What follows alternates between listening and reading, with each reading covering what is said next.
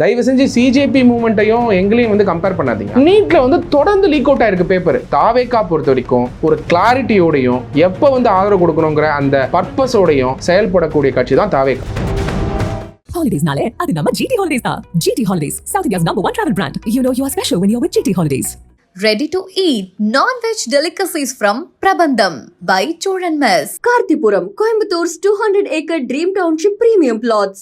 கரூர்ன்ற ஒரு இன்சிடென்ட்லையும் விஜய் சார் கிட்ட எல்லாரும் எதிர்பார்க்கறது இந்த அக்கௌண்டபிலிட்டின்ற ஒரு வார்த்தையை எதிர்பார்க்குறாங்க. பிளேம் கேம் மட்டும்தான் விளையாடுறாங்கன்னு ஒரு ஸ்ட்ராங்கான ஸ்டேட்மெண்ட் வந்து. அக்கௌண்டபிலிட்டிங்கிறது பேசுறதுனால மட்டும் வரதில்லை. அக்கௌண்டபிலிட்டிங்கிறது சைலன்ஸாக இருந்தாலுமே அக்கௌண்டபிள் தான். அவர் ஃபேக்ட்ஸ் இது முன்னெடுத்து வைக்கிறார். நான் பல இடங்களுக்கு பிரச்சாரம் போனேன். ஆனால் கரூருக்கு வரும்போது எதுக்கு போலீஸே என்னை கூட்டிட்டு வந்து பஸ்ஸை வந்து கூட்டத்தில் விட்டாங்க. கூட்டம்னு சொல்லியிருந்தா நான் கேன்சல் பண்ணியிருக்கலாமே. ஃபர்ஸ்ட் மீடியா ஸ்போக்ஸ் பர்சனை ஐஏஎஸ் அதிகாரிகளை அப்பாயின்ட் பண்ணதே தவறு. யாருன்னு அந்த ஐஏஎஸ் அதிகாரியை பற்றி நான் இப்போ சொல்ல விரும்பல. அந்த பக்கம் என்ன பண்ற செந்தில் பாலாஜி அவர்கள் கல்யாண மண்டபம் மாதிரி ஒன்று புக் பண்ணி ப்ரொஜெக்டர் போட்டு தளபதி விஜய் அவர்கள் வந்து அந்த பஸ்ல உட்கார்ந்துட்டு இருக்க வேற எங்கேயோ எடுத்த போட்டோவை போட்டு பாருங்க எப்படிலாம் இருக்காருன்னு சொல்லி காட்டி ஒரு தவறான பிக்சரை வந்து பிம்பத்தை கட்டமைக்க பார்த்தாரு. இன்வெஸ்டிகேஷனை டீடைல் பண்றதுக்கு அது நேஷனல் கேபிட்டல் நடக்குது, நீட்டுக்கு அகேன்ஸ்டா நடக்குது, தர்மேந்திர பிரதான் அவர்களுக்கு அகேன்ஸ்டா நடக்குது. அது நேஷனல் இஷ்யூ, அது organised protest.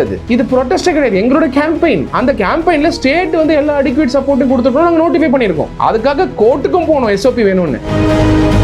Cockroach Janata party டெல்லியில் எவ்வளோ பெரிய ப்ரொட்டஸ்ட் பார்த்தோம். அது வந்து கண்ணீர் புகைகள் போட்டு அங்கே இருக்கக்கூடிய ஸ்டூடெண்ட்ஸை அடித்து விரட்டி ஒரு பெரிய கலவரமே ஏற்பட்டது. பார்லிமெண்ட்டை நோக்கி நடக்கும்போது நடந்த பிரச்சனையை நம்ம அட்ரஸ் பண்ணும்போது அந்த மீட்டிங்கை ஆர்கனைஸ் பண்ண சிஜேபியுடைய லீடர் அபிஜித் வந்து என்னால் தான் நீங்கள் இந்த ஈவெண்ட்டுக்கு வந்தீங்க, இந்த காயங்கள் ஏற்பட்டதுக்கு நானும் ஒரு பொறுப்பு அப்படின்னு அக்கௌண்டபிலிட்டி எடுத்துக்கிட்டாரு. கரூர்ன்ற ஒரு இன்சிடென்ட்லையும் விஜய் சார் கிட்ட எல்லாரும் எதிர்பார்க்கறது இந்த அக்கௌண்டபிலிட்டின்ற ஒரு வார்த்தையை எதிர்பார்க்குறாங்க. அதை வந்து அவங்க எங்கேயுமே அட்ரஸ் பண்ண மாட்டாங்க. பிளேம் கேம் மட்டும்தான் விளையாடுறாங்கன்னு ஒரு ஸ்ட்ராங்கான ஸ்டேட்மெண்ட் வந்து மக்கள் தரப்புலையோ இல்லை எதிர்கட்சி சைட்லேருந்தோ ஒரு பேசும் பொருளாக இருக்குது. இதை எப்படி பார்க்குறீங்க? இந்த அக்கௌண்டபிலிட்டி ஆங்கிள் பொறுத்த வரைக்கும் வென் டு ஷோ அக்கௌண்டபிலிட்டின்னு இருக்குது. இப்போது இன்வெஸ்டிகேஷன் போயிட்டு இருக்கும்போதோ ஒரு மேட்ரு வந்து இட்ஸ் அண்டர் கன்சிடரேஷன் அப்பயோ தளபதி விஜய் அவர்கள் என்றைக்குமே வந்து ஓப்பன் பண்ணி பேசல. நீங்கள் பாருங்கள், நிறைய சுச்சுவேஷனில் வந்து விக்டிம் கேம் விளையாடுவாங்க. விக்டிம் கேம் கூட என்றைக்குமே அவர் வந்து அப்படி சொல்லலை. அவர் ஃபேக்ட்ஸ் இது முன்னெடுத்து வைக்கிறாரு. என்ன ஃபேக்ட்ஸ் முன்னெடுத்து வைக்கிறாரு? நான் பல இடங்களுக்கு பிரச்சாரம் போனேன். ஆனால் கரூருக்கு வரும்போது எதுக்கு போலீஸே என்னை கூட்டிகிட்டு வந்து பஸ்ஸை வந்து கூட்டத்தில் விட்டாங்க. கூட்டம்னு சொல்லியிருந்தால் நான் கேன்சல் பண்ணியிருக்கலாமே. கேன்சல் பண்ணுற பவரும் போலீஸ்கிட்ட இருக்கே அப்படிங்கிற கொஸ்டினை வந்து முன்வைக்கிறாரு. இது நியாயமான கொஸ்டின் தானே? இந்த கொஸ்டினை அவர் அப்போ முன்வைக்கல. நல்லா புரிஞ்சுக்கோங்க. அக்கௌண்டபிலிட்டிங்கிறது பேசுறதுனால மட்டும் வரதில்லை. அக்கௌண்டபிலிட்டிங்கிறது சைலன்ஸாக இருந்தாலுமே அக்கௌண்டபிள் தான். Let the investigation go through. Public perception எதுவும் மாற்ற வேணாம். அவங்க என்ன வந்து நினைக்கிறாங்களோ அதை நினைக்கட்டும். But let the authority speak, let the right person speak அப்படிங்கிறது தான் அவருடைய பார்வையாக இருந்துச்சு. அப்போது என்ன பண்ணுறாங்க திராவிட முன்னேற்ற கழகம்? ஹிஸ்ட்ரி எடுத்து பாருங்களேன். நீங்கள் அக்கௌண்டபிலிட்டி பற்றி கேட்கும்போது சொல்கிறேன், ரெண்டு விதமாக அதை ஹேண்டில் பண்ணுறாங்க திராவிட முன்னேற்ற கழகம். அந்த ஸ்கீமே பாருங்கள். ஒரு side media spokes persons. First media spokes பர்சனை ஐஏஎஸ் அதிகாரிகளை அப்பாயிண்ட் பண்ணதே தவறு. நீங்கள் அப்பாயிண்ட் பண்ணுறீங்க செலக்டட் மீடியா பர்சன்ஸ். யாருன்னு அந்த ஐஏஎஸ் அதிகாரியை பற்றி நான் இப்போ சொல்ல விரும்பலை. அது சொல்கிறது கரெக்டும் இல்லை. அவங்க அதிகாரத்தில் இருக்காங்க. இப்போயும் ஆட்சியில் வந்து அதிகாரத்தில் வந்து இருக்காங்க. எங்கள் மினிஸ்டர்ஸ் கிட்ட பேசிகிட்டு இருக்காங்க. I don't want to say about them. Entire state knows. அன்றைக்கி உட்காந்து யார் விகரஸாக எம்கே ஸ்டாலின் அவர்களுடைய பார்ட்டியை டிஃபெண்ட் பண்ணான்னா ஐஏஎஸ் அதிகாரி தான் டிஃபெண்ட் பண்ணியிருக்காங்க. அந்த புக் என்ன பண்ணுறாரு செந்தில் பாலாஜி அவர்கள்? கல்யாண மண்டபம் மாதிரி ஒன்று புக் பண்ணி ஒரு ஸ்லைடு ப்ரொஜெக்டர் போட்டு தளபதி விஜய் அவர்கள் வந்து அந்த பஸ்ஸில் உட்காந்துட்டு இருக்க வேற எங்கேயோ எடுத்த ஃபோட்டோவை போட்டு பாருங்க எப்படிலாம் இருக்காருன்னு சொல்லி காட்டி ஒரு தவறான பிக்சரை வந்து பிம்பத்தை கட்டமைக்க பார்த்தாரு. இன்வெஸ்டிகேஷனை டீடைல் பண்ணுறதுக்கு எங்கேயுமே எங்களாலையும் ஹால் புக் பண்ணியிருக்க முடியும். எங்களுக்கும் பேச்சாளர்கள் இருக்காங்க. எங்களால் மிஸ்இன்ஃபர்மேஷன் கொடுத்துருக்க முடியும். அந்த மாதிரி நாங்கள் செய்யலையே. நாங்கள் சைலண்ட்டாக இருந்ததே அக்கௌண்டபிலிட்டி எடுத்ததுனால தான். தளபதி விஜய் அவர்கள் அன்றைக்கி சைலண்ட்டாக இருந்ததே let the law take its கோர்ஸ்ன்றதுனால தான். அவர் யாருன்னு கூட எங்களுக்கு தெரியாது. அவர் ஃபைல் பண்ணுறாரு. அதை பேஸ் பண்ணி தான் சிபிஐக்கு ட்ரான்ஸ்ஃபர் ஆகுது. சார் ஒரே ஒரு கேள்வி தான் கேட்குறேன். அக்கௌண்டபிலிட்டி ஆங்கிளுக்கு ஸ்டேட் தானே இதை இன்வெஸ்டிகேட் பண்ணியிருந்தாங்க. அவங்க அக்யூஸ் ஆக்குனாங்களா எங்களோட தலைவரை? ஆக்கலையே. ஏன் ஆக்கல? அப்போது அக்கௌண்டபிலிட்டி வந்து இஷ்யூக்கு வந்து எங்களுக்கும் சம்மந்தமே இல்லைன்னு அர்த்தம். ஸோ கன்சிடரிங் இட், நீங்கள் சிபிஐ அக்யூஸ் ஆக்கியிருக்காங்களா? இல்லையே, சிபிஐ அக்யூஸ் ஆக்கலையே. ஸோ செந்தில் பாலாஜியும் சம்மன் பண்ணியிருக்காங்க. தளபதி விஜய் அவர்களும் போய் ஆன்சர் பண்ணிட்டு வந்திருக்காரு. சப்சிக்வெண்ட்டாக 2-3 பேருக்கு சம்மன் பண்ணியிருக்காங்க. டிஜி போலீஸ் ஆஃபீஸரையும் சம்மன் பண்ணாங்க. So investigation is going on.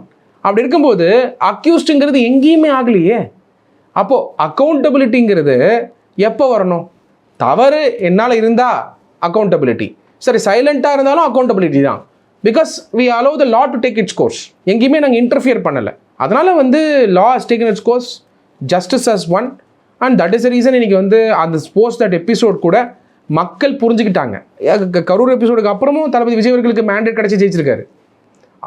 அது மட்டும் இல்லாமல் இப்போது துரை வைகோ அவர்கள் பேசும்போது கூட பார்த்தீங்கன்னா எந்த அளவுக்கு அழுத்தம் கொடுத்தாங்க கரூர் எபிசோடுக்குன்றதை வந்து துரை வைகோ வெளிப்படுத்தியிருக்காரு. நீங்கள் அந்த வீடியோ பார்க்கணும் போயிட்டு. இந்த மாதிரி ஸ்டாலின் அவர்கள் வந்து இதை வந்து விஜய் அவர்களை வந்து குற்றம் சொல்லுங்கன்னு சொன்னதை வந்து இன்றைக்கி வெளிப்படுத்துறாரு. இது நீங்கள் அரசியலாக பார்க்கலாம், ஆனால் ஃபேக்சுவலாகவும் பார்க்கலாம்ல. அன்றைக்கி நிறைய பேர் சொன்னாங்க, அவங்களே அரெஸ்ட் பண்ணாங்க ஜேர்னலிஸ்ட்டை. ஸோ அப்படி பார்க்கும்போது the entire episode we were taking accountability. தயவு செஞ்சு சிஜேபி மூவ்மெண்ட்டையும் எங்களையும் வந்து கம்பேர் பண்ணாதீங்க. அது டெஃபினட்டாக அது நேஷனல் கேபிட்டல் நடக்குது, நீட்டுக்கு அகேன்ஸ்டாக நடக்குது, தர்மேந்திர பிரதான் அவர்களுக்கு அகேன்ஸ்டாக நடக்குது. அது நேஷனல் இஷ்யூ, அது ஆர்கனைஸ்டு ப்ரொட்டஸ்ட். இது ப்ரொட்டஸ்ட்டே கிடையாது, எங்களோட கேம்பெயின். அந்த கேம்பெயினில் ஸ்டேட் வந்து எல்லா அடிக்வேட் சப்போர்ட்டும் கொடுத்துருக்கணும், நாங்கள் நோட்டிஃபை பண்ணியிருக்கோம். அதுக்காக கோர்ட்டுக்கும் போகணும், எஸ்ஓபி வேணும்னு. கோர்ட்டும் வந்து டிஜிபி இல்லை, அப்போது ஸ்டேட் டிஜிபி இல்லாமல் இருந்தது. அது அக்கௌண்டபிளா? அது லாஃபுல்லா? ஏன் ஒரு டிஜிபி அப்பாயின்ட் பண்ண முடியாதா? ஏன் அப்பாயின்ட் பண்ணல? ஸோ அந்த கொஸ்டின் தான் இருக்குது. ஸ்டேட் வந்து ஹேஸ் டு ஆன்சர். சிபிஐ வந்து ஆர்சிஐஆர் ஃபைல் பண்ணும்போது அதில் ஸ்டேட்டுக்கு வந்து பல ஸ்டேட்மெண்ட்ஸ் வந்து இன்னும் ஸ்டேட் கொடுக்க வேண்டியது இருக்குது. Let us wait and watch என்ன மாதிரியான டெவலப்மெண்ட்ஸ் நடக்க போகுது இன்வெஸ்டிகேஷன். விக்கிரவாண்டியுடைய முதல் மாநாட்டிலேயே அவர் ஃபஸ்ட்டு பேசினது அனிதாவுடைய மரணத்தை தாண்டி நீட்டுன்ற ஒரு விஷயத்தை ஒழிக்க போகிறோம். இந்த கட்சி அந்த கட்சின்னு இல்லை, பொதுவாக இப்போ நீட்டுன்ற ஒரு வார்த்தையை எந்த கட்சியாக இருந்தாலும் நாங்கள் ஆட்சிக்கு வந்தால் ஒழிச்சிருவோம் அப்படின்ற ஒரு ஸ்டேட்மெண்ட்டை பொதுப்படையாக வைக்கிறாங்க. விஜய் அவர்கள் ரொம்ப ஸ்ட்ராங்காக சொல்லியிருந்தார். இப்போ நீட்டுக்காக ஒரு ப்ரொட்டஸ்ட் போயிட்டுருக்கு. நம்மளுடைய மாணவ செல்வர்கள் அங்கே அவ்வளோ தூரம் கொடுமையாக போராடி அடி வாங்கி ரத்தம் வழியே ஓடிக்கிட்டு இருக்கக்கூடிய தருவாயில் இவருடைய இன்ஸ்டாகிராம் பக்கத்தில் Jananayagan first day first show போங்கன்னு ஒரு ரீடு வந்து ரிலீஸ் ஆகுது. இதை தான் வந்து முரணாக மக்கள் வந்து பேசுகிறாங்க. இதை பற்றி எந்த இடத்துலையுமே அவர் அட்ரஸ் பண்ணலையே பெருசாக, இல்லை டிவிகே சார்பாகவும் யாரும் ஸ்ட்ராங்காக இதை அட்ரஸ் பண்ணலையே அப்படின்னு ஒரு பாயிண்ட் தான் இருக்குது. இது எப்படி சார் பார்க்க? நீங்கள் ரைஸ் பண்ணது கரெக்டான பாயிண்ட். இன்னைக்கு வந்து நீட் வேணாம் அப்படின்னு சொல்லி தினேஷும் சத்யகுமாரும் இறங்கி போராடுறதுனால நீட்டு போயிடாது. நீட்டுங்கிற ஒரு சட்டம் கொண்டு வரதுக்கான செயல்பாடை திராவிட முன்னேற்ற கழகம் தான் எடுத்தாங்க, அது தெரியும்ல. இது வேணான்னு சொல்லி போராடினது ஒரு சில அம்மா அவர்கள். ஆமாம், கடைசியாக 2016 வரைக்கும் நீட்டே வரல தமிழ்நாட்டுக்கு. இன்ஃபேக்ட் நீட்டுக்கு வந்து ஒரு விலக்கு இருந்தது தமிழ்நாட்டுக்கு. சப்சிக்வெண்ட்டாக அம்மாவுடைய டிமைஸ்க்கு அப்புறம் திருப்பி வருது. இன்ஃபேக்ட் மிஸ்டர் விஜயபாஸ்கர் அவர்கள் சட்டசபையில் இதை பற்றி டீட்டெயில்டாக பேசினார். ஒரு வீடியோவும் ரிலீஸ் ஆச்சு. சும்மா அதிமுக மேலே பழி போடணும்னு டிஎம்கே நினச்சப்போ. இப்போது ஸ்லோவாக என்ன பண்ணுறாங்க, நீட்டுக்கு வந்து நாங்கள் குரல் கொடுக்கலன்னு நினைக்கிறீங்க. Very simple, our voices will be through law. நீட்டுடைய விலக்கு கொண்டு வரணும்னா என்ன மாதிரியான சட்ட போராட்டத்தை பண்ணணும்? 2 கொஸ்டின் தினேஷ். நீட்டு வேணான்னு சொல்கிறவங்க, என்டிஏனா என்னன்னு தெரியுமா? நேஷ்னல் டெஸ்டிங் ஏஜென்சினா என்னன்னு தெரியுமா? நேஷ்னல் டெஸ்டிங் ஏஜென்சி வந்து கேபினட் டெசிஷன் வழியாக ஃப்ளோட் பண்ண ஏஜென்சி. அதை குவெஸ்டின் பண்ணி நான் சுப்ரீம் கோர்ட் போனேன். எப்போ தெரியுமா? போன வருஷம் போய் சுப்ரீம் கோர்ட்டில் வந்து ஃபைட் பண்ணியிருக்கேன். என் பேரில் தான் பெட்டிஷனே போட்டேன். பார்ட்டி இன் பர்சன் கொஸ்டின் பண்ணும்போது சுப்ரீம் கோர்ட் என்ன சொல்லிட்டாங்க, நீங்கள் வந்து ஹைகோர்ட் போங்க, ஹைகோர்ட்லேருந்து ஸ்டார்ட் பண்ணுங்கன்னு சொல்லி கேஸை வந்து லிபர்ட்டி கொடுத்து ஹைகோர்ட்டில் கொஸ்டின் பண்ணுங்கன்னு சொல்லியிருந்தாங்க. அதுக்கப்புறம் நீட் எக்ஸாம்ஸ் வரதுனால அதை டிஸ்டர்ப் ஆக வேணான்றதுனால அந்த கேஸ் நான் ஃபைல் பண்ணல. இது நான் வந்து சுப்ரீம் கோர்ட் டைரெக்டாக கொஸ்டின் பண்ணியிருந்தேன். நல்லா புரிஞ்சுக்கோங்க, நீட்ன்ற எக்ஸாம் யார் கண்டக்ட் பண்ணுறா? National testing agency. இந்த நேஷ்னல் டெஸ்டிங் ஏஜென்சி ஒரு சட்டம் கொண்டு வந்து பார்லிமெண்ட்டில் கொண்டு வந்த ஏஜென்சியா, இல்லை ஒரு அனௌன்ஸ்மெண்ட் வழியாக கொண்டு வந்த ஏஜென்சியா? இது யார் ஃப்ளோட் பண்ண ஏஜென்சி? இந்தியாவில் இல்லவே இல்லையே அந்த மாதிரி ஒரு ஏஜென்சி. இது வந்து பார்த்தீங்கன்னா சொசைட்டிஸ் ரிஜிஸ்ட்ரேஷன் ஆக்ட் படி இப்போ என்டிஏ என்ன பண்ணுறாங்க, கிளாட் எக்ஸாமு, நீட் எக்ஸாமு இது வந்து நடந்துக்கிட்டு இருக்கு. நீட்டில் வந்து தொடர்ந்து லீக் அவுட் ஆகிருக்கு பேப்பர். இப்போ கொஸ்டின் என்னென்னா, இந்த போராட்டமாகப்பட்டது நீட்டு வேணான்ற போராட்டமா, இல்லை பேப்பர் லீக் அவுட் ஆயிடுச்சுன்ற போராட்டமா, இல்லை என்டிஏங்கிறதுக்கான அன்கான்ஸ்டியூஷனாலிட்டியா அப்படின்னு 3 கேள்வி கேட்கும் பொழுது, என்டிஏங்கிறது ஒரு அன்கான்ஸ்டியூஷனல் அத்தாரிட்டி அப்படிங்கிற சட்ட மையப்புள்ளி வந்ததுக்கப்புறம் நீங்கள் போய் அன்கான்ஸ்டியூஷனாக இருக்கக்கூடிய என்டிஏக்காக போராட்டத்தை, நீட்டுங்கிற எக்ஸாமுக்கு போராட்டமா, நீட் கண்டக்ட் பண்ணுற ஏஜென்சி மேலே போராட்டமா, நீட்டுக்கு என்டிஏன்றதுக்கான ஆக்டே இல்லாததுக்கான போராட்டமான்ற கேள்வி முதல்ல வருது. இந்த கன்ஃபியூஷனில் வந்து ஒரு ஆதரவு கொடுக்குறாங்க, சண்டை போடுறாங்க அப்படின்னு சொல்லும்போது கண்டிப்பாக இட் இஸ் ரெஸ்பெக்டட். அந்த போராட்டத்தையும் நம்ம ரெஸ்பெக்ட் பண்ணுறோம். ஆனால் போராட்டம் நடத்துறதுக்கான செயல்பாடு எடுக்கிறாங்கல்ல, அவங்க வந்து இது கிளாரிட்டி கொடுத்துருக்கணும். இந்த போராட்டம் எதுக்காக நடக்குதுன்னு. நீட் வேணாம் எப்படி நீட் வேணாம் இல்லாமல் போயிடும்? என்டிஏவை நீங்கள் கொஸ்டின் பண்ணாதான் நீட்டே இருக்காது. நேஷ்னல் டெஸ்டிங் ஏஜென்சிங்கிறது 2015 அருண்ஜேட்லி அவர்கள் அனௌன்ஸ் பண்ண ஏஜென்சி. எல்லா எக்ஸாம்ஸும் அவங்க கண்டக்ட் பண்ணுவாங்கன்னு சொன்ன ஏஜென்சி. நான் சொல்கிறது எல்லாமே செக் பண்ணி பாருங்கள். ஐ மாஸ்டர் த என்டையர் இந்த இஷ்யூவே. அதை பற்றி கொஸ்டினும் சுப்ரீம் கோர்ட்டில் நான் பண்ண போயிட்டு நான் தான் என் பேரில் தான் பெட்டிஷன் போட்டேன். ஆனால் சுப்ரீம் கோர்ட் சொன்னாங்க நீங்கள் ஹைகோர்ட்டுக்கு போங்கன்னு லிபர்ட்டி கொடுத்தாங்க. ஏன்னா முதல்ல அங்கே ஸ்டார்ட் பண்ணுங்க அப்படின்னாங்க. சரி, பட் எக்ஸாம்ஸ் தொடர்ந்து நடந்துகிட்டு இருக்கே, ஏன்னா எக்ஸாம் நடக்கும்போது நம்ம போய் கொஸ்டின் பண்ணி அது ஒரு கன்ஃபியூஷன் கிரியேட் பண்ணக்கூடாதுன்றதுனால அதை ஹோல்ட் பண்ணிட்டேன் என்னோட இண்டிவிஜுவல் கெப்பாசிட்டியில். பட் ஓவராலாக நீங்கள் எடுத்து பார்த்தீங்கன்னா என்டிஏங்கிறது ஒரு ஆக்ட் இல்லாமல் இருந்துகிட்டு இருக்கு. ஒரு சமயம் சட்டம் இருந்திருந்தால் அதுக்கு எந்த மந்திரி ரெஸ்பான்சிபிள்னு சொல்லியிருக்கோம். இப்படி ஒரு கிரைம் நடந்தா அதுக்கு யாரை அரெஸ்ட் பண்ணணும்னு சொல்லியிருக்கோம். கரெக்டாக இல்லையா? அப்போ பேசிஸ் ஆஃப் நீட் கண்டக்ட் பண்ணுற அத்தாரிட்டியே அன்கான்ஸ்டியூஷனலாக இருக்குன்றது தான் என்னுடைய மெயின் பாயிண்ட் ஆஃப் கன்டென்ஷனே. அப்போது இவ்வளோ கன்ஃபியூஷன் வச்சுக்கிட்டு ஒரு ஸ்கோப் அவுட்டே பண்ணாமல் நீங்கள் ஆதரவு கொடுக்கணும், எல்லா கட்சியும் இதுக்கு ஆதரவு கொடுக்கணும் அப்படின்னு சொல்லக்கூடிய இடத்துக்கு வரும்பொழுது ஆன்சர் தாவேக்கா பொறுத்த வரைக்கும் ஒரு கிளாரிட்டியோடையும் எப்போ ஆதரவு கொடுக்கணுங்கிற அந்த பர்பஸோடையும் செயல்படக்கூடிய கட்சி தான் தாவேக்கா. ஸோ வி ஹாவ் டு, தலைவருக்கு தெரியும் எந்த நேரத்தில் எந்த மாதிரியான ஆதரவை எப்போ கொடுக்கணும், எப்போ ஆதரவு எடுக்கணும், எதுக்காக இந்த ஸ்கோப்புக்கான ஆதரவு கொடுக்கணுங்கிறது கட்டாயமாக தளபதி விஜய் அவர்களுக்கு தெரியும். அதனால் let us wait for the moment. இப்போ அடுத்த கட்டத்தில் பார்லிமெண்ட்டில் நடக்கக்கூடிய டீலிமிட்டேஷன் இஷ்யூஸு இதெல்லாம் ஒரு பெரிய டெமோக்ராட்டிக் டிரான்ஸ்ஃபர்மேஷன் நடந்துகிட்டு இருக்கு. ஸோ இதெல்லாமே சட்ட போராட்டம் தானே தவிர, but we have to wait and watch என்ன மாதிரியான ஸ்டாண்ட் பாயிண்ட் எங்கள் பார்ட்டி எடுப்பாங்க. ஆஸ் யூ மென்ஷன் டீலிமிட்டேஷன் பற்றி மென்ஷன் பண்ணதால் பேசுகிறேன். லாஸ்ட் டைம் கரூர்லேயும் விஜய் சார் சொல்லியிருந்தார், டீலிமிட்டேஷனை திரும்பி கொண்டு வர போகிறோன்னு பேசிகிட்டு இருந்தாங்க. நம்ம அதை கண்டிப்பாக ஸ்டாப் தான் பண்ண போகிறோம் அப்படின்னு சொல்லி அவர் சொல்லியிருந்தார். அது எவ்வளோ தூரம் பாசிபிள்னு நினைக்கிறீங்க? தினேஷ், டீலிமிட்டேஷன் அப்படின்ற எக்ஸசைஸ் எங்களுடைய லீடர் தளபதி விஜய் அவர்கள் எக்காரணத்தை கொண்டு சப்போர்ட் பண்ணக்கூடாதுங்கிறது தான் கரூரில் ஸ்டேட்மெண்ட் கொடுத்துருக்காரு. பட் கொஸ்டின் எதுக்காக சப்போர்ட் பண்ணக்கூடாது, தமிழ்நாடுக்கு இது எப்படி பாதிப்பு இருக்குது அப்படிங்கிறத நீங்கள் கொஞ்சம் டெப்த்தாக பார்க்கணும். டீலிமிட்டேஷனுங்கிறது article 82 of the constitution of India படி எப்பெல்லாம் சென்சஸ் நடக்குதோ, எக்ஸாக்ட் வேர்ட்ஸ் எடுத்து பார்த்தீங்கன்னா ஆர்டிகல் 82 ஆஃப் த கான்ஸ்டியூஷன் ஆஃப் இந்தியாவில் எப்பெல்லாம் சென்சஸ் நடக்குதோ அப்போல்லாம் கான்ஸ்டியூஷனல் மேண்டேட்னா கட்டாயமாக டீலிமிட்டேஷன் பண்ணணுன்னு இருக்குது. ஆனால் டீலிமிட்டேஷன் பண்ணக்கூடிய மெத்தடை ஒரு லா வழியாக கொண்டு வரலான்னு சொல்லுது. I quote the exact words. ஏன்னா தமிழ்நாட்டு மக்கள் இது கட்டாயமாக இதெல்லாமே தெரிஞ்சுக்கணும்னு ஆசைப்படுவாங்க. அப்படி பார்க்கும்போது ஆர்டிகல் 82ல் readjustment after each census, upon the completion of each census, the allocation of seats in the house of the people to the states and the division of each state into territorial constituencies shall be readjusted by such authority and in such manner as parliament may by law determine. அப்போ parliament by law will determine. இந்த லாவை யார் propose பண்ணுவா? பாஜக, NDA, national democratic alliance. இப்போ இவங்க propose பண்ணாலும் என்ன காரணத்துக்காக இருக்கலாம் அப்படின்னு டவுட் வருதா இல்லையா? ஐடியாலஜிக்கல் டவுட்டு கட்டாயமாக தினேஷ்க்கும் எனக்கும் எல்லாருக்குமே வரும். ஓகே, என்னடா அது என்டிஏ இந்த ஃப்ரீஸை எக்ஸ்டெண்ட் பண்ணியிருக்கலாம். 1971 சென்சஸ் நடக்குது தினேஷ். 1976 நம்ம ஃப்ரீஸ் போட்டோம். கான்ஸ்டியூஷன் 42nd அமெண்ட்மெண்ட் பில் படி ஃப்ரீஸ் போட்டு 2001 வரைக்கும் அந்த ஃப்ரீஸ் இருந்தது. திருப்பி 82nd கான்ஸ்டியூஷன் அமெண்ட்மெண்ட் படி திருப்பி 26 வருஷம் ஃப்ரீஸ் போட்டோம். இப்போ 2026 தான் அது டைம் வருது. ஏன்னா சென்சஸ் நடத்தி டீலிமிட்டேஷன் கொண்டு வரணும். இப்போ இந்த டீலிமிட்டேஷன் எக்ஸசைஸ் இருக்குல்ல, அது மேண்டேட்ரி தான். இன்னொரு 26 வருஷம் போடுவாங்களா ஃபீஸ் அப்படிங்கிறது தெரியல. பட் இது பாஜக என்டிஏ கொண்டு வரதுனாலேயே இந்த கொஸ்டின் வருது. சரி, அதுக்கான தயார் நிலையில் இருக்கா பார்லிமெண்ட்னா? தயாரிச்சிட்டாங்க.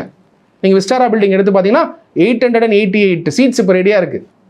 லோக்சபாவில் சீட்டு மாற்றி அமைக்கிறதுக்காக டீலிமிட்டேஷன் வழியாக தொகுதி வரையறை பண்ணும்பொழுது தமிழ்நாட்டுடைய பிரதிநிதித்துவம் ரெப்ரசன்டேஷன் பார்லிமெண்ட்டில் 7.2% கீழே வரக்கூடாது.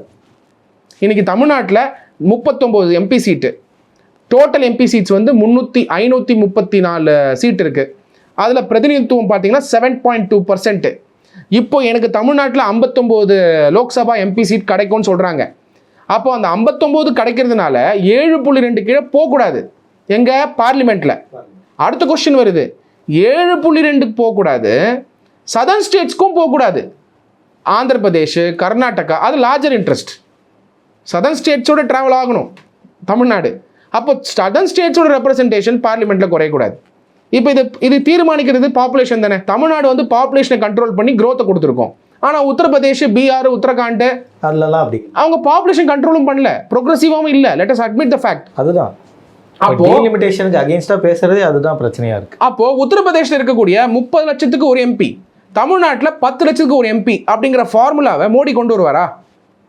ஸோ கான்ஸ்டிடியூஷனல் மேண்டேட் ஆஃப் டீலிமிட்டேஷனை தளபதி அவர்கள் எதிர்க்கலை. கான்ஸ்டியூஷன் இருக்கிறத செயல்படுத்தி தான் ஆகணும். ஆனால் என்டிஏ கொண்டு வரக்கூடிய லாவை டீலிமிட்டேஷன் பில்லு தான் அவர் சொல்கிறாரு கரூரில். அப்படின்னா என்ன அர்த்தம்னா, இந்த டீலிமிட்டேஷன் பில்லை இன்னொரு 25 வருஷத்துக்கு கூட தள்ளி போடலாமே. ஸோ அப்போது ஆர்டிகல் 82 படி தொகுதி வரையறை பண்ணும் பொழுது, லோக்சபா சீட்ஸ் தமிழ்நாட்டில் ஏறும் பொழுது பல கான்ஸ்டிடுவன்சிஸ் வந்து உடையும். இப்போ நீங்கள் சவுத் சென்னை எடுத்துக்கோங்க, இல்லாட்டி சென்ட்ரல் சென்னை எடுத்துக்கோங்க. அர்பன் ஏரியாஸ்லாம் ஒரு தொகுதி 2 தொகுதியாக மாறும், 10 லட்சமாக மாறும். அப்போ ஒரு 10 லட்சம் பாப்புலேஷன் இருக்கக்கூடிய இடம் ஒரு எம்பி ரெப்ரசென்ட் பண்ணோம், 15 கோடி ரூபா ஒரு எம்பிக்கு வந்து ஃபண்டு தராங்க. இது ஒரு பக்கம் இருக்க, ரெண்டாவது இஷ்யூ என்ன நடக்கும்? இதோட கனெக்டட் இஷ்யூ வந்து ஆர்டிகல் 170 படி தமிழ்நாடுடைய ஸ்டேட் அசம்பிளிஸும் ரீட்ரா பண்ணணும். ஏன்னா அதுதான் ராஜ்யசபாவோட ரெப்ரசன்டேஷன். லோக்சபா நீங்கள் 888 ஆக்கிடுறீங்க, இல்லை 734 ஆக்குறீங்க, ஏதோ ஒன்று 713, 848 or 888 வரும்னு சொல்கிறாங்க. அதுவே கிளாரிட்டி இல்லை. பிஜேபி இன்னும் சொல்லலை, என்டிஏ இன்னும் சொல்லலை. இந்த பக்கம் தமிழ்நாட்டுடைய அசம்பிளிஸ் ரீட்ரா பண்ணாதான் ராஜ்யசபா ரெப்ரசன்டேஷன் போகும். நம்பர் ஆஃப் சீட்ஸ் பேஸ் பண்ணி தான் ராஜ்யசபா, அந்த ஃபார்முலா இருக்குது. அப்போது நீங்கள் வந்து எப்படின்னா 2 டயர் மாதிரி சைக்கிளுக்கு, ஒரு டயர் லோக்சபா, இன்னொரு டயர் வந்து பஞ்சராக இருக்க முடியாதுல்ல, அங்கே ரெப்ரசன்டேஷன் ஏறணும். அப்போ இங்கே அசம்பிளியோட நம்பர்ஸ் ஏறணும். அந்த அசம்பிளியோட நம்பர்ஸ் எது வரைக்கும் ஏறலாம்னா 500 சீட் வரைக்கும் ஏறலாம், எம்எல்ஏ சீட்டு. அதான் ஆர்டிகல் 170 சொல்லுது. அப்போது இந்த 2 சரி பண்ணி, உமன் ரிசர்வேஷன் பில்லை சரி பண்ணி கொண்டு வந்து, அதுக்கப்புறம் வந்து ஒன் நேஷன் ஒன் எலெக்ஷன் கொண்டு வரணுங்கிற திட்டம் தான் என்டிஏவோட திட்டம். இது அதனால தான் எலெக்ஷன் எப்படா சீக்கிரம் வரும்ன்றதுனால தான் இப்போ டிஎம்கே சப்போர்ட் பண்ண ஆரம்பிச்சிருக்காங்க. எதுக்குன்னா டீலிமிட்டேஷனுக்கு. டிஎம்கேக்கு நல்லா தெரியும், இப்போ டீலிமிட்டேஷனுக்கு சப்போர்ட் பண்ணால் 2029 எலெக்ஷன் வரதுக்கான பாசிபிலிட்டி இருக்குது. ஒன் நேஷன் ஒன் எலெக்ஷன் அதுக்கு டோட்டலாக அகேன்ஸ்டாக தான் சார் எரிச்சாங்க, பில்லெல்லாம் எரிச்சாங்க, ப்ரொட்டஸ்ட் பண்ணாங்க, போராட்டம் பண்ணாங்க. முதல் கட்டத்தில் அக்கார்டில் மீட்டிங் நடந்தது, போன வருடம் நினைக்கிறேன். அக்கார்டில் மீட்டிங் நடக்கும் பொழுது நோ டீலிமிட்டேஷன் சொன்னாங்க. நல்லா பாருங்கள். அதுக்கப்புறம் நடக்குது ஐடிசியில் ஒரு மீட்டிங் நடக்குது. அந்த ஐடிசி மீட்டிங்கில் வந்து ரேவந்த் ரெட்டி, நம்மளுடைய தெலுங்கானாவுடைய ரேவந்த் ரெட்டி, எல்லா சதர்ன் ஸ்டேட்ஸும் வந்தாங்க எக்ஸப்ட் சந்திரபாபு நாயுடு. அதில் வந்து பார்ட்டிசிபேட் பண்ணும்போது ஃபேர் டீலிமிட்டேஷன் சொன்னாங்க. இப்போ என்ன பண்ணுறாங்க, நாங்கள் பில்லை பார்த்துட்டு ஆதரிக்கிறதா எதிர்க்கிறதான்றாங்க. இப்போ இந்த வார்த்தை ஏன் மாறிச்சு? எலெக்ஷனுக்கு அப்புறம் ஏன் மாறுது? அப்போ எலெக்ஷனுக்கு நீங்கள் சொல்கிற மாதிரி அந்த ரூல் புக்கில் அவங்களுக்கு ஏற்ற மாதிரி, நம்மளுடைய பாப்புலேஷனுக்கு ஏற்ற மாதிரி பில்லு மாறி இருந்தால் சப்போர்ட் பண்ணலான்ற ஒரு ஸ்டேட்மெண்ட்டாக கூட இருக்கலாம். கட்டாயமாக கிடையாது. திராவிட முன்னேற்ற கழகத்துக்கு தெரியும், டீலிமிட்டேஷன் கொண்டு வந்தால் ஸ்டேட் அசம்பிளி வந்து ரீட்ரா ஆகும். அதனால் வந்து உமன் ரிசர்வேஷன் பில் பாஸ் பண்ணுவாங்க. அதனால் வந்து ஒன் நேஷன் ஒன் எலெக்ஷன் வரும். 2029 திருப்பி ஸ்டாலின் அவர்கள் வந்து கண்டெஸ்ட் பண்ணும் எலெக்ஷனுங்கிறது தான் உள்நோக்கமே. சீக்கிரமாக எலெக்ஷனை கொண்டு வரணும், 2031 போகக்கூடாது. இந்த நோக்கத்தோடு தான் திராவிட முன்னேற்ற கழகம் டீலிமிட்டேஷனை சப்போர்ட் பண்ண பார்க்குறாங்க, சுய லாபத்துக்காக தான். அதனால தான் தளபதி விஜய் அவர்கள் கிளியராக சொல்லியிருக்காரு, கரூரில் டீலிமிட்டேஷன் எந்த காரணத்தை கொண்டும் எடுத்துக்க மாட்டோம் அப்படின்னு சொல்லியிருக்காரு. ஸ்ட்ரெயிட்டாகவே எதிர்ப்பு தெரிவிச்சிட்டாரு. அப்போது ஃபேர் டீலிமிட்டேஷனா நோ டீலிமிட்டேஷனாங்கிறது கிடையாது. பில் என்னவாக இருந்தாலுமே டீலிமிட்டேஷன் கிடையாதுன்னு சொல்லும் பொழுது இருக்கக்கூடிய பிரதிநிதித்துவம் குறையக்கூடாதுன்றார் அவர். சிம்பிள். 7.2 எந்த காரணத்துக்கு குறையக்கூடாது, எந்த விதத்துலையும் குறையக்கூடாது. இன்னொரு விதமும் ஒன்று இருக்குது, 888 பேர் எப்போ பேசுவாங்க பார்லிமெண்ட்டில்? 888 பேர் எப்போ பேசுவாங்க? இருக்கிறவங்க பேசுறதுக்கே டைம் இல்லை. அப்போ நீங்கள் வந்து ரெப்ரசன்டேஷனுங்கிறது 7.2 நீங்கள் மெயின்டைன் பண்ணாலுமே தமிழ்நாட்டில் இருக்க எம்பிஸ் வந்து பேச முடியுமான்ற கேள்வி இருக்கா இல்லையா? அப்போ அது ட்ரூலி ரெப்ரசன்டேட்டிவா? இல்லையே, இருக்காது. அதனால தான் தளபதி விஜய் அவர்கள் இதை கரூரில் டீலிமிட்டேஷனை ஸ்ட்ரெயிட்டாகவே எதிர்க்கிறாரு. நோ சிஎம் அண்ட் சவுத் டைரக்டாக டீலிமிட்டேஷனை யாருமே எதிர்க்கல. தளபதி விஜய் அவர்கள் தான் கரூரில் டைரக்டாக அந்த மீட்டிங்லேயே டீலிமிட்டேஷனை அலோவ் பண்ண முடியாது அப்படிங்கிறத எதிர்ப்பு தெரிவிச்சிருக்காரு. இன்னைக்கான நேர்காணலில் தாவேக அரசு எப்படி செயல்பாடுகளை அவங்க முன்னெடுத்து போயிட்டு இருக்காங்கன்றதை பற்றி பேசணும். உங்கள் நேரத்துக்கு ரொம்ப நன்றி. தேங்க்யூ. Holidays-nale, அது நம்ம GT Holidays தான். GT Holidays, South India's #1 travel brand. You know you are special when you're with GT Holidays.